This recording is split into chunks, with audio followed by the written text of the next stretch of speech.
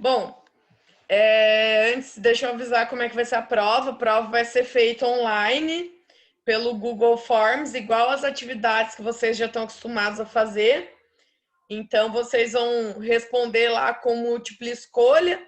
No final já vai sair o resultado dos acertos, mas não vão ser todas as questões, porque vai ter questão, principalmente as questões de cálculo, que vai ter só o espacinho para vocês colocarem o valor do resultado. Essas questões eu vou corrigir e depois vou somar na nota que vocês já tiraram com os acertos. Então, no dia da vista de prova, que vai ser a próxima quinta-feira, aí eu passo certinho as notas para vocês. Mas só pelo número de acertos das questões de múltipla escolha já dá para vocês terem uma base de de quão bem ou mal vocês foram na prova, certo? Então, não deixem de tirar todas as dúvidas hoje, mas tá tranquila, matéria tranquila, certeza que vocês vão bem na prova, enfim. Vou deixar essa revisão gravada para vocês também, mas não é para constar no dia da prova. Bom, vamos começar então, desde lá da primeira aula que a gente teve antes de falar sobre as grandezas da eletricidade. A gente começou falando sobre o átomo. Lembra? A gente começou falando que todo material, toda matéria, todo líquido, gás, sólido que a gente conhece no nosso universo é formado por átomos, certo? Que é essa figurinha aí que vocês estão vendo. E um átomo, ele é formado por 3 elementos básicos, que são os nêutrons, os prótons e os elétrons. Eu vou até aumentar aqui a tela para vocês olharem melhor a figura. Como a gente já viu, os nêutrons e os prótons, que são as cargas neutras, ou seja, elas não têm nem positivo nem negativo. Os nêutrons, que são as cargas neutras, e os prótons, que são as cargas positivas, eles ficam juntinhos no núcleo do átomo, enquanto os elétrons, que são as cargas negativas, eles ficam voando em volta do átomo, certo? Assim como mostra a figura, tem até os nomezinhos aqui, ó. Prótons e nêutrons juntos no centro do átomo e os elétrons ficam voando em volta, orbitando em volta do átomo, certo? E a gente viu que qualquer ligação química, qualquer alteração que a gente consegue fazer nos átomos, ela é feita só nos elétrons, porque os prótons e os nêutrons, eles estão lá fixos no núcleo. A gente não consegue mexer neles. Todo átomo tem lá o seu número certo e não muda. O que a gente consegue alterar é o número de elétrons que fica orbitando em volta. A gente consegue acrescentar mais elétrons ou a gente consegue retirar elétrons dos átomos, certo? Mas isso é um átomo, então, e a partir daí que a gente começa a ver o que é um elétron, por que ele influencia tanto em tensão elétrica, em corrente elétrica, justamente até no nome, eletricidade já deriva dos elétrons, que são essas carguinhas negativas aí que ficam orbitando, voando em volta dos átomos, certo? E como tudo é formado por átomo, tudo que a gente conhece, que a gente possui elétrons. Beleza? E a gente viu também que quando um corpo está neutro, ou seja, quando ele está no seu estado natural, neutro, esse corpo qualquer, esse material qualquer, ele possui o mesmo número de prótons e elétrons. Então, um material neutro, ele possui o mesmo número de cargas positivas e negativas nele. Por isso que ele é totalmente neutro. Um material neutro é um material que não está eletrizado, certo? Então, todo material neutro na Terra possui o mesmo número de prótons e elétrons. E quando a gente força esse desequilíbrio, quando a gente tira ele dessa neutralidade, a gente já estudou isso também, o material ele busca de qualquer forma voltar ao seu equilíbrio. voltar a ter o mesmo número de prótons e elétrons, certo? Naturalmente ele volta. Quando a gente desequilibra isso aí, quando a gente tira elétrons do material ou coloca elétrons demais, ele fica desequilibrado. E daí ou ele vai ficar com menos elétrons e mais prótons, ou ele vai ficar com mais elétrons e menos prótons. Quando acontece esse desequilíbrio, significa que o material está eletrizado, certo? É aí que parte todo o nosso estudo. Então, um material eletrizado é um material que está em desequilíbrio, certo? Ou esse material ganhou elétrons ou ele perdeu elétrons, certo? E todo material eletrizado, ele tem o quê? Corrente elétrica, quando ele consegue uma passagem. Por quê? Essa corrente, ela sempre busca fazer o material voltar ao equilíbrio. Tudo que o material busca é o seu equilíbrio. É conquistar o mesmo número de prótons e elétrons, certo? Bom, então a gente viu que um material eletrizado é um material que ganhou ou perdeu elétrons, certo? É um material que saiu do seu equilíbrio natural. E toda vez que a gente eletriza o material, isso é feito de forma externa, isso é forçado por nós. Um material natural, ele nunca vai se eletrizar sozinho. Ele só se eletriza se ele for forçado a isso. Daí, através de química, através de fricção, enfim, tem várias maneiras da gente eletrizar um material. Bom, continuando então, o material eletrizado é quando ele perde esse equilíbrio entre cargas positivas e negativas. Quando esse material ganha elétrons, ele se torna carregado negativamente. Então, um material de carga negativa significa o quê? Que esse material está com excesso de elétrons. Por quê? Porque os elétrons são as cargas negativas, certo? Então, um polo negativo de uma bateria, por exemplo, o que, que é? É um polo que está com excesso de elétrons. Já uma carga positiva, um material carregado positivamente, ele está o quê? Com falta de elétrons. Então, esse material perdeu elétrons. Se ele perdeu elétrons, o que, que ele está com excesso? Ele está com excesso de prótons, que são as cargas positivas. Por isso que a gente fala que o material está carregado positivamente, como é o caso de um polo positivo de uma bateria, por exemplo. Então, o polo negativo de uma bateria, ele tem excesso de elétrons, e um polo positivo, ele tem falta de elétrons e acaba tendo excesso de prótons por causa disso, certo? Então, isso é só para a gente lembrar da onde que a gente partiu. A gente partiu da análise do átomo e desses três elementos que compõem o átomo, e um deles, que é o mais importante para a gente, é o elétron. É com ele que a gente mexe. Isso a gente viu lá nas primeiras aulas da matéria. Beleza? Então, a gente tem que saber o que é um material carregado positivamente, o que é um material carregado negativamente, qual é a característica de um material neutro, qual é a característica de um material eletrizado. Tudo isso é bom vocês darem uma revisada, uma estudada, caso caia alguma questão sobre isso na prova, porque eu ainda não montei, mas provavelmente vai cair uma perguntinha sobre isso, certo? Então, beleza, material eletrizado, ele perdeu esse equilíbrio, então ou ele está com mais carga negativa ou ele está com mais carga positiva. E a partir disso a gente viu também que nos materiais eletrizados, entre dois materiais eletrizados, pode ocorrer os efeitos de atração ou repulsão. Depende da carga desse material. Então, a gente já viu que cargas opostas se atraem e cargas iguais se repelem. Então, se eu tenho dois materiais carregados positivamente, dois positivos, eles vão se repelir. Dois negativos também vão se repelir.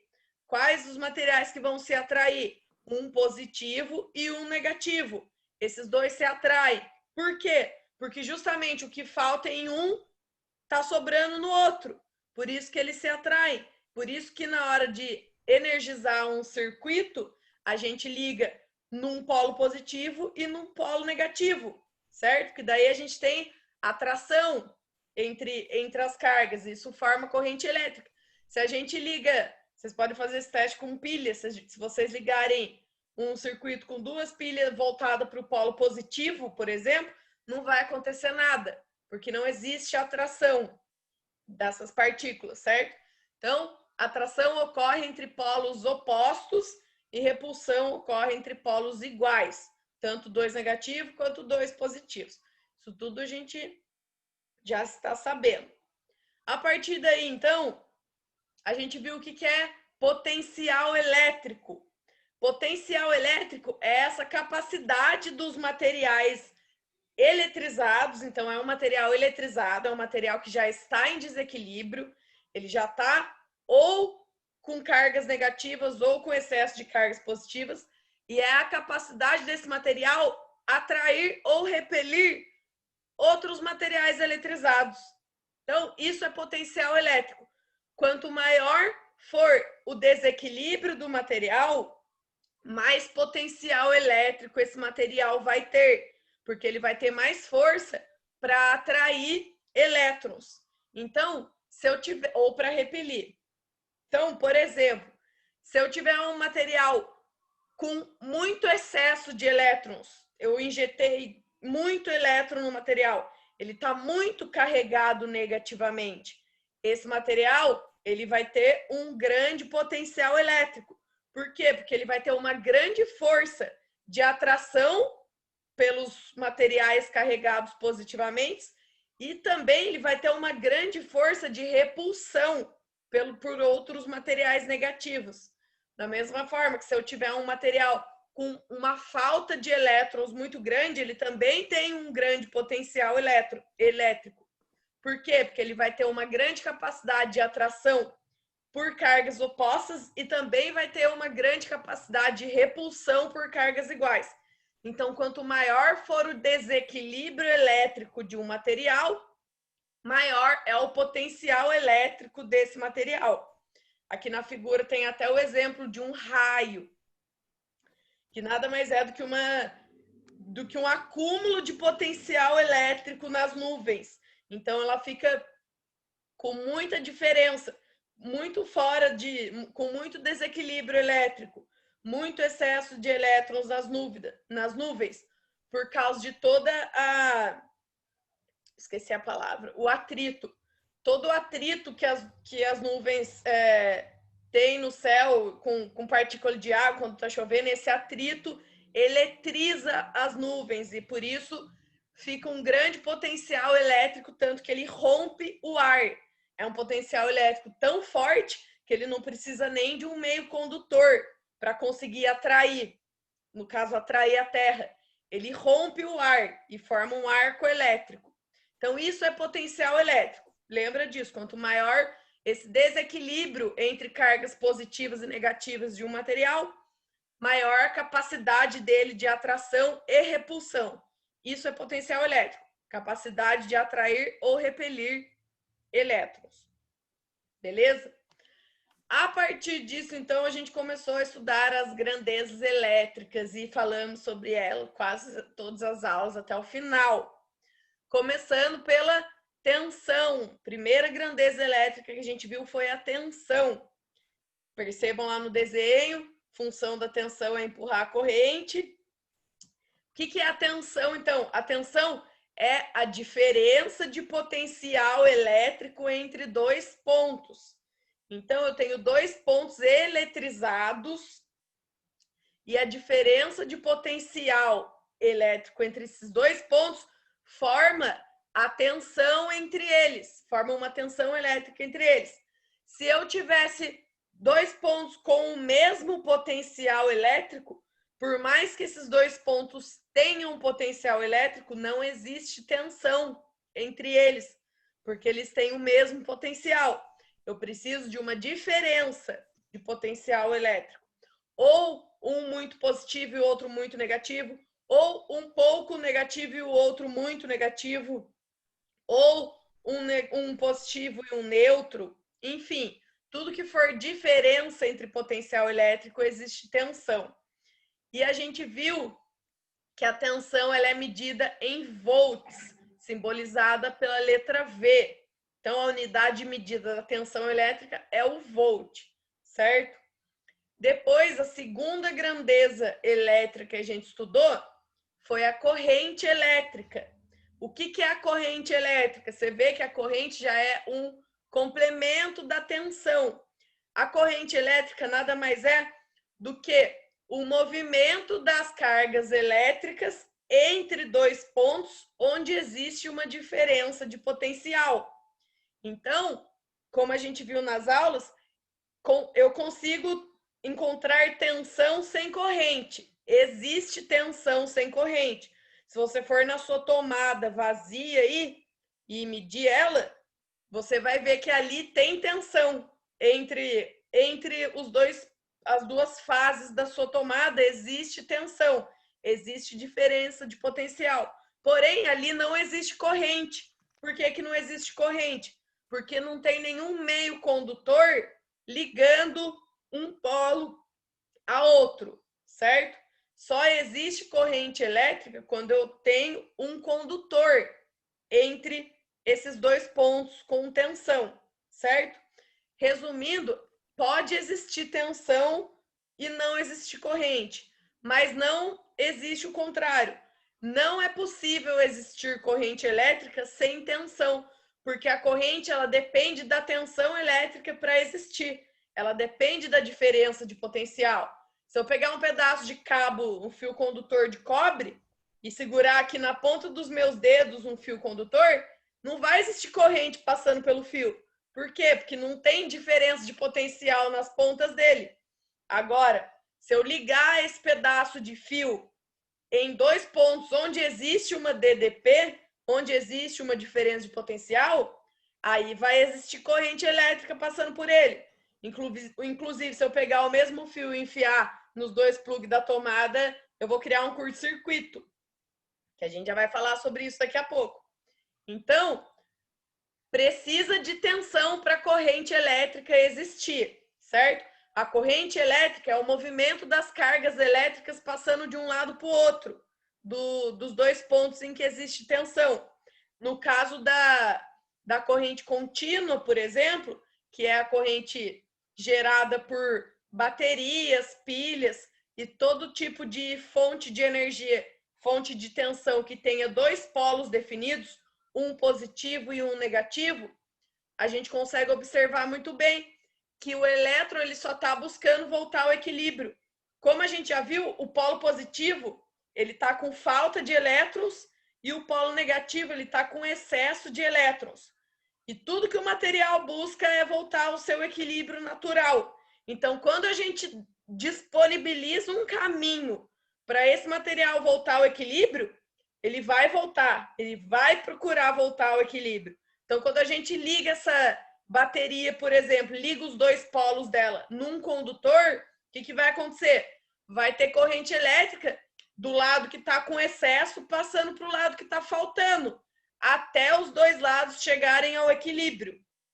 É isso que todo material busca, equilíbrio, certo? Então, a gente viu, tensão elétrica é a diferença de potencial entre dois pontos e corrente elétrica é o movimento das cargas elétricas entre esses dois pontos onde existe diferença de potencial, certo? Continuando a falar sobre a corrente elétrica, a gente estudou, a gente viu que existem dois tipos de corrente, que nem eu estava falando agora há pouco. Existe a corrente contínua e a corrente alternada. Corrente contínua é quando essa movimentação dos elétrons acontece em um único sentido, do positivo para o negativo, por exemplo. Então, na corrente contínua, as cargas sempre vão se movimentar num sentido só. Vai sair de um polo e ir para o outro, o tempo todo. Já na corrente alternada, não existe esse movimento contínuo. Como o próprio nome já diz, alternado. Ou seja, esse movimento ele se alterna o tempo todo. Então, o movimento das cargas elétricas é um movimento de vai e vem. Ele vai positivo, negativo, positivo, negativo, positivo, negativo o tempo todo. Isso é alternado, certo? Fontes de corrente contínua. São todas as fontes que possuem um polo positivo e um polo negativo.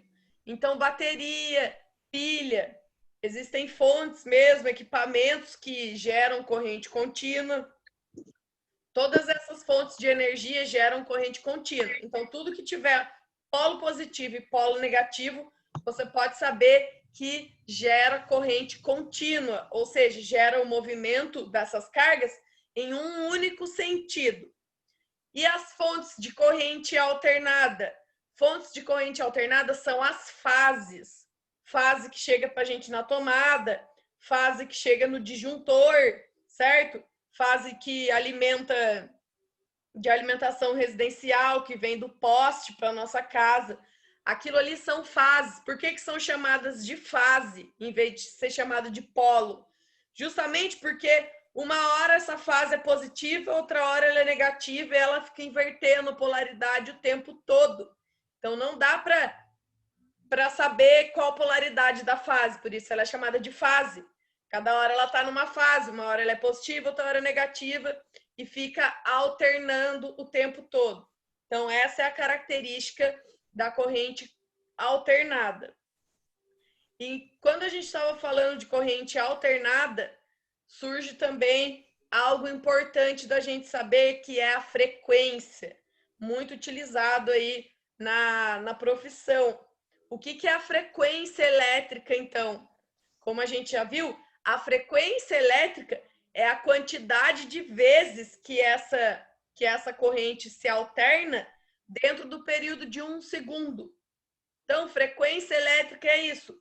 É a quantidade de vezes que a corrente alterna do positivo para o negativo dentro de 1 segundo. No Brasil, a gente viu que a frequência padrão no Brasil é 60 Hz. Esqueci de falar. A frequência elétrica, a unidade de medida da frequência é o Hertz, certo? Então, a gente viu que no Brasil a frequência é 60 Hz. Então, todo equipamento, toda máquina fabricada para funcionar no Brasil, ela já vem de fábrica, produzida para funcionar a uma frequência de 60 Hz.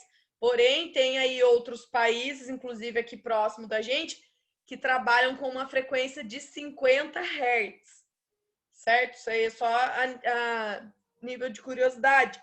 Mas você não pode esquecer, a frequência é a quantidade de vezes que essa corrente alterna do positivo para o negativo dentro de 1 segundo. Então, se no Brasil a frequência é de 60 Hz, significa o quê?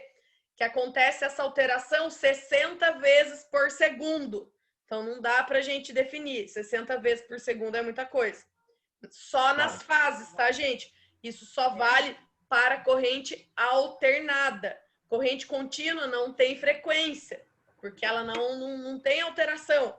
Ela só tem 2 polos definidos. Um vai ser sempre positivo e o outro vai ser sempre negativo. Eles não ficam mudando toda hora. Corrente alternada, esses polos ficam mudando o tempo todo, 60 vezes por segundo. Beleza? Então, deu para lembrar o que é tensão elétrica, o que é corrente elétrica? Corrente elétrica que pode ser contínua ou alternada e frequência elétrica. Se eu estiver falando muito rápido ou se vocês tiverem alguma dúvida, fala aí, galera, senão eu vou embora. Bom, falando. Oi, pode falar. Vai embora não, mano. Fiquei na aula aí com nós aí, mano. Se eu ver uma máquina de fora e eu for ligar aqui na frequência aqui, vai dar alguma coisa na máquina? Então, se vier uma máquina que foi projetada para funcionar em 50 Hz, por exemplo, um motor. Esse motor, se você ligar ele em 60 Hz, ele vai funcionar. Ele vai funcionar um pouco além da capacidade dele, mas vai funcionar. Porém, vai comprometer bastante a vida útil desse motor. Então, ele não vai durar o tempo que ele duraria funcionando nas condições nominais, que são as condições de fábrica. Nesses casos, eu recomendo você ligar esse motor no inversor de frequência. Se for um motor trifásico, por exemplo, geralmente vai ser um motor trifásico. Liga ele no inversor de frequência, porque daí com esse aparelho, o inversor de frequência, você consegue regular a frequência dele. Daí você põe lá em 50 Hz legalzinho e ele vai funcionar normal.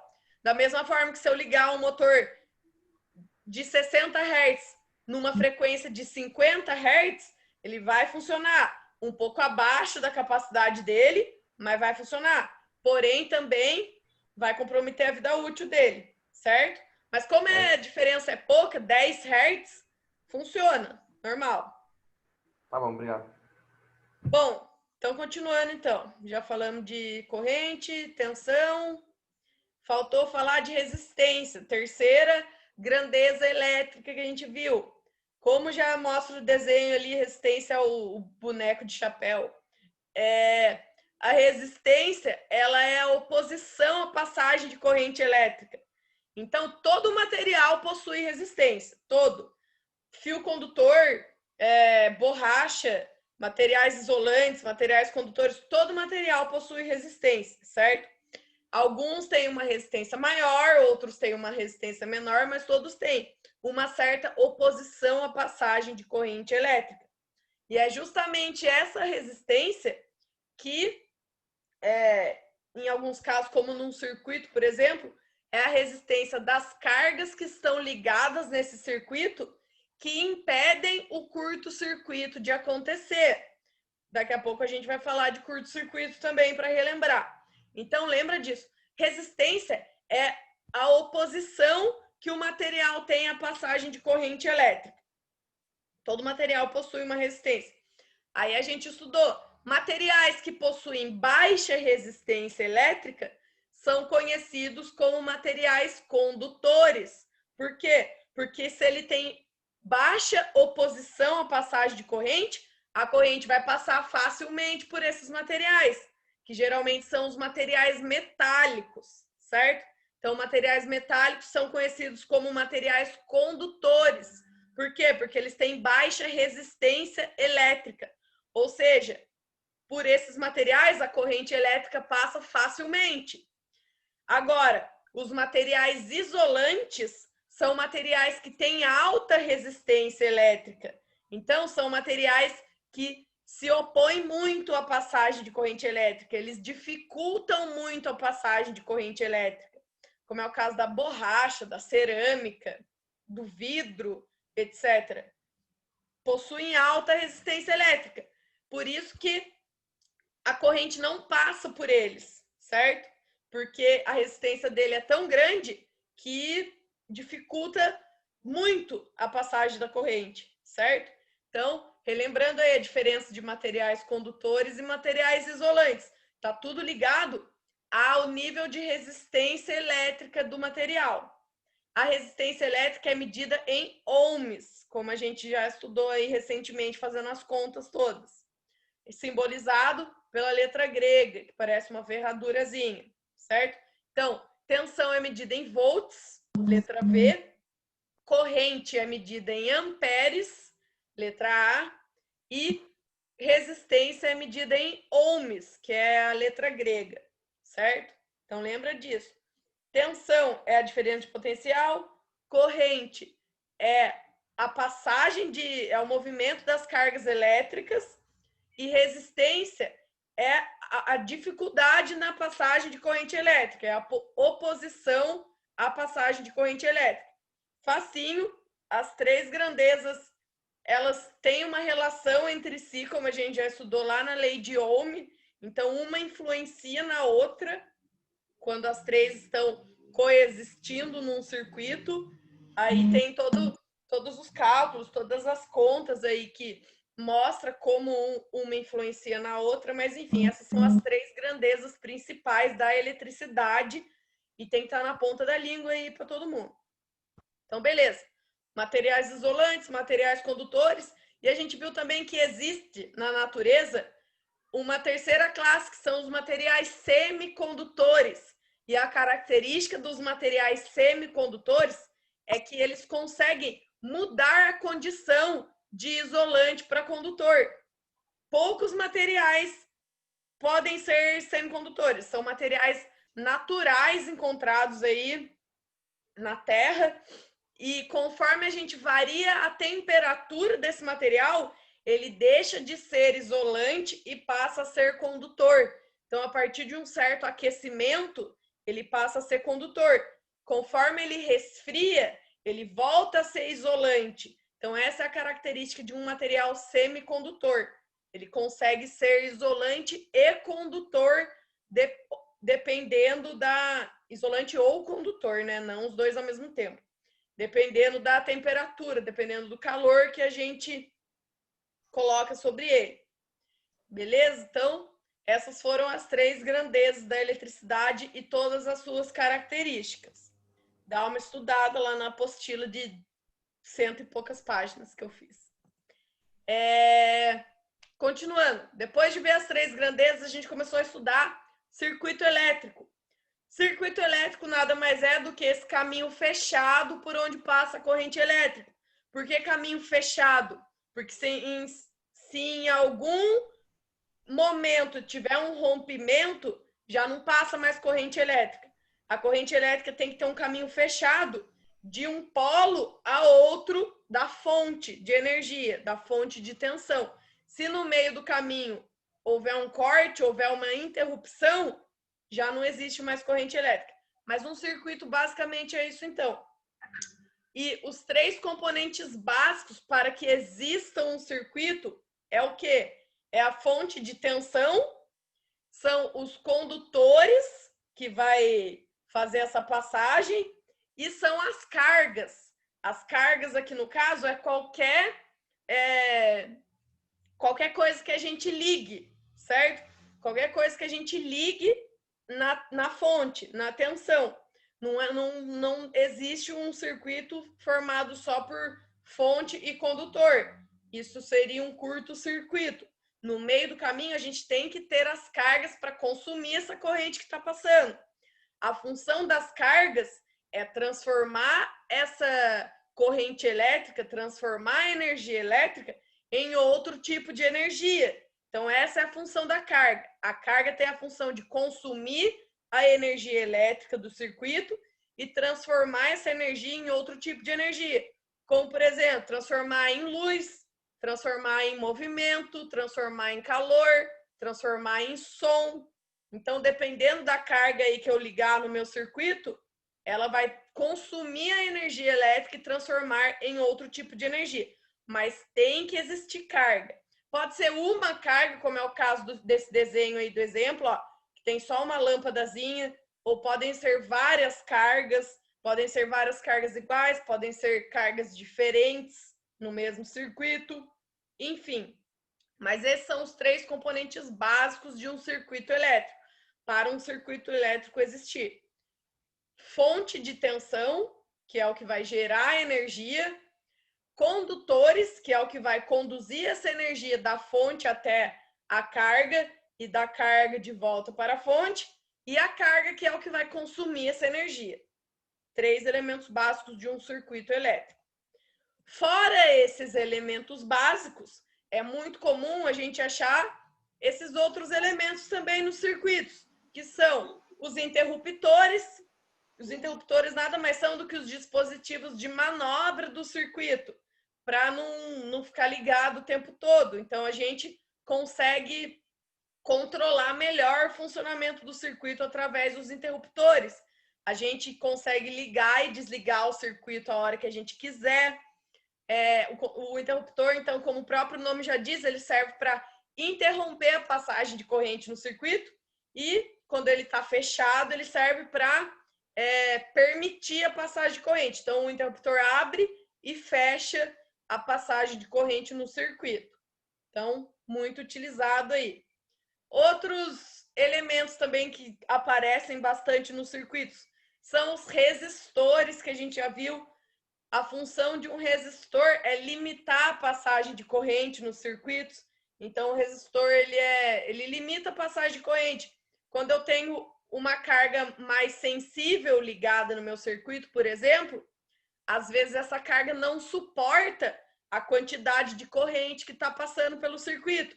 Então, para proteger essa carga, é instalado junto com ela um resistor. Então, primeiro a corrente vai passar pelo resistor, esse resistor vai diminuir o valor